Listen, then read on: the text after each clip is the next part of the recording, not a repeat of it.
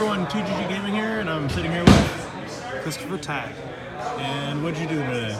I topped a Winamat. You mean you got first place, right? Yes. And what'd you play? I played True Dracosaurus. All right. Well, without further ado, let's get into your deck profile here. All right, awesome. So, to start off, I play double of the big boss monster, Barney. This card's awesome. At 3, he's a brick. Somebody signed it? Yeah, I had Simo sign it. First YCS I ever went to, he signed it. Yep. Play triple Soul Eater. This card's amazing. It's mandatory 3 of. Couldn't play the deck without it, honestly. So then you go to triple Miscellaneousaurus. Card came back to 3, and honestly, it's just so good. The fact that you can, protect your dinosaurs, and you can summon a new Soul Eater in case if you need to for whatever reason, and it combos so well with the other cards. Next, we play double Cuddles. You Foolish Burial it with either Soul Eater, or you can do Diagram, or use Barney, and you get the Evolution Pill. Very powerful. Next, you play one of Giant Rex. Combos so well with a majority of the other cards I play. Next, you play Dino Wrestler. Tuner Boy. Yeah, that thing.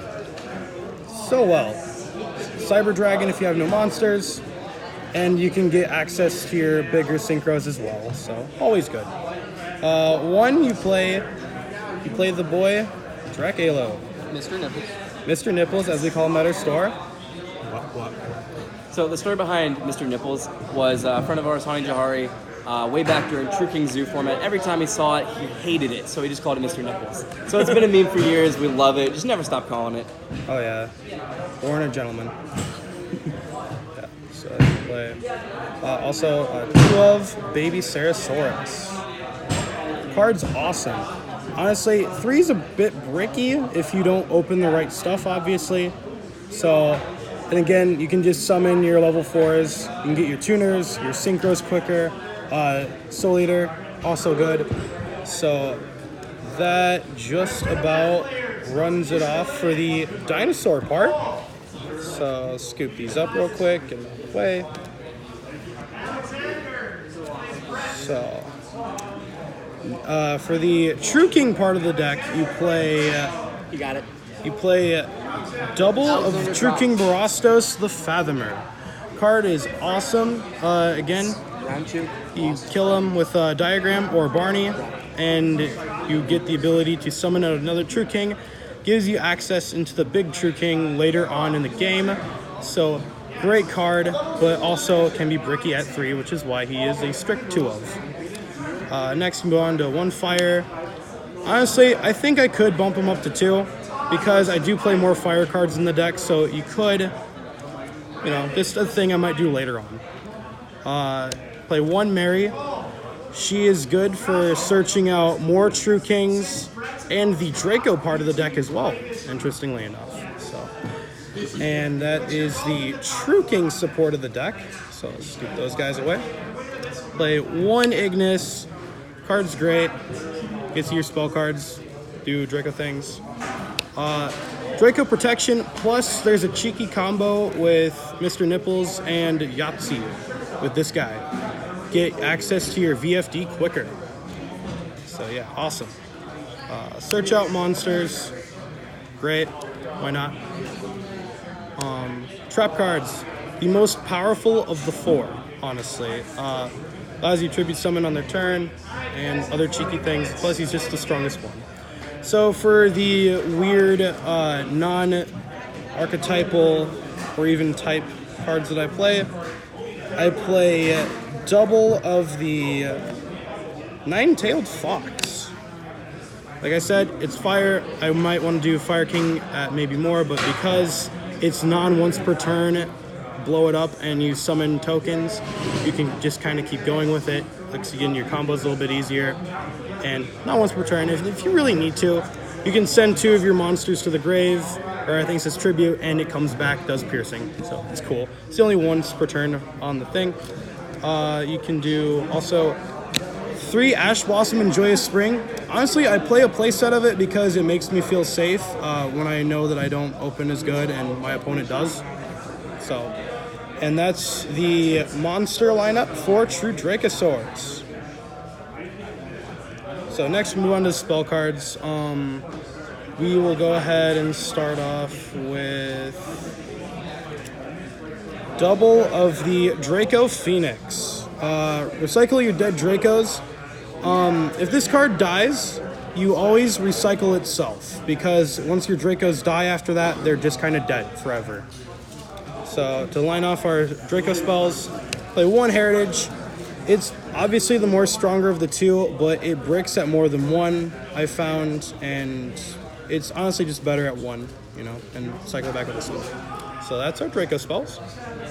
For our spells, play double Terraforming, because, you know, get access to your diagram, do your combo plays easier. And also do double of the Fossil Dig. And from there, you can get your Dinosaurs easier. I play 2 because you could play it at 3 and not have to waste your search. But honestly, it kind of ruins the rest of the deck at that point. It makes it harder to play otherwise. So. And then for the big bad double Evolution Pill, you can banish a King and a Giant Rex, summon Barney and or Cuddles if you wish. Depending on who you're playing, Strikers, you summon Cuddles instead, and it makes it a lot easier to play. Alright, and then mandatory triple Dragonic Diagram.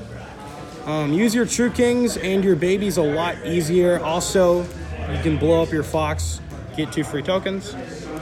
And then that is the spells. So for the trap cards, you play, for the Draco package, you play 1 Apocalypse. I do switch it up from time to time. Maybe do 2 of these, because it is kind of good on their turn. But honestly, it helps you draw with Heritage, honestly. And plus, it makes them weaker if you absolutely need to, but you typically don't use that effect. True King's Return. Revive a dead True King or a dead Draco, and then what you can do is, if you revive a dead King, you can just use Barney to blow it up and then get another search. Plus, summon on their turn, obviously, and blow up a monster. Summon Limit.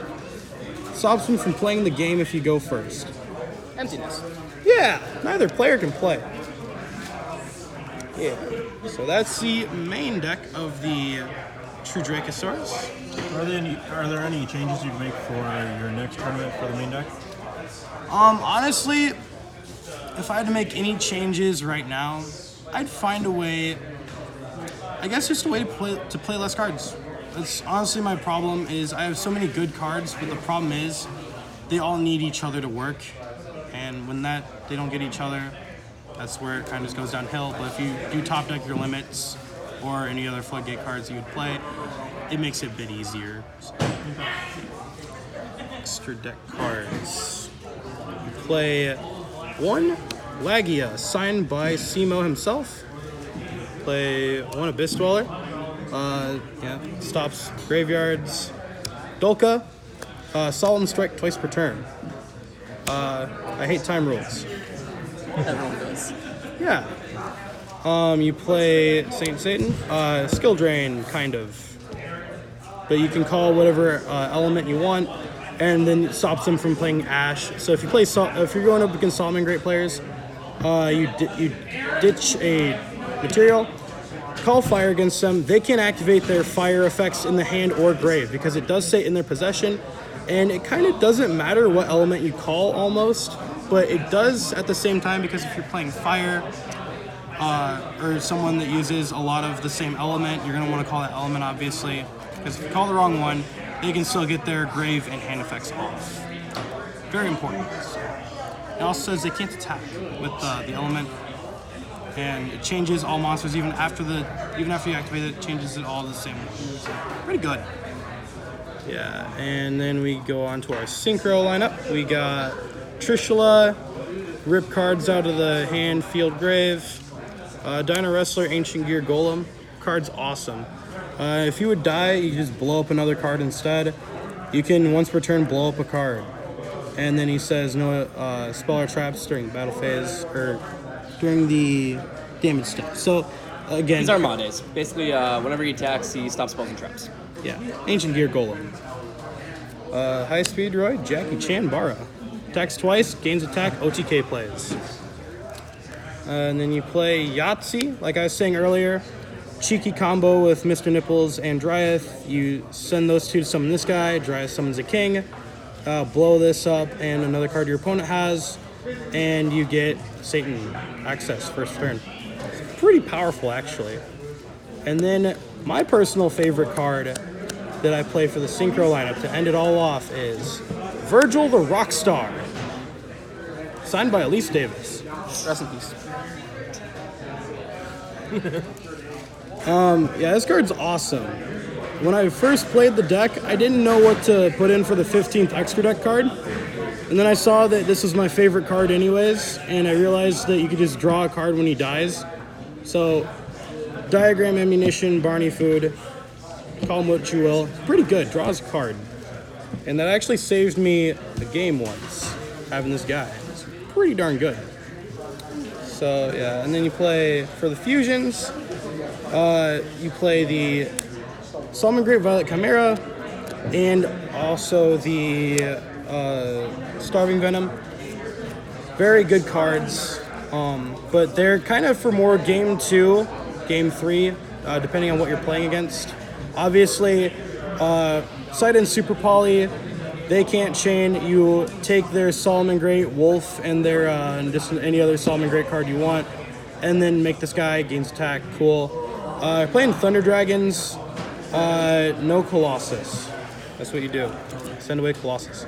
So that lines it up, and again, side in, Super Poly for those. Then you go for the links. I have OTK cards, Borlo Dragon. Takes a card. If you take the Colossus, it works for you too. Then you go Borlo Sword Dragon, signed by one of my best friends at the store, Colin. He signed this, and I play it. It's one of my favorites in the extra deck besides Virgil. And then you got Nightmare Unicorn, awesome spot removal. Beautiful spot removal. Yeah. And for the side deck option, you can play, this says no to Strikers. This also says no to the Salamangreat, yeah, basically everything else. No Salamangreats, no Crusadias, you don't get privileges. So yeah, no more than one monster kind of type thing, what you got going on here. And for me, this works great because I either keep worms or I'll keep dinosaurs. Depending on my boards, typically dinosaurs because those are obviously my power cards. And besides, if I really need to, I can always just shut it off with diagram later. Or if I have worms anyways, I'll just summon over it instead. And continue as normal.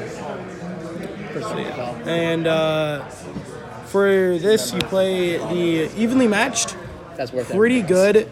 I like to side it sometimes even if I feel like I'm going to go first anyways. Because if you do set it and they do end up board wiping you or clearing you off, you can obviously just activate at the end of their battle phase and they lose all their cards, except for the one obviously. If you open really bad, you can just go main phase, battle phase, use this if you have no cards obviously. And then depending on how things have shaped up, you can actually continue plays like normal. Pretty powerful. Spell cards. Super Poly for the specific Violet Chimera and the Starving Venom. Like I said, you want to side those against Salamangreats and Thunder Dragons. You can do Danger Orcust too, because, you know, anything that fits, basically. Shoe fits, wear it.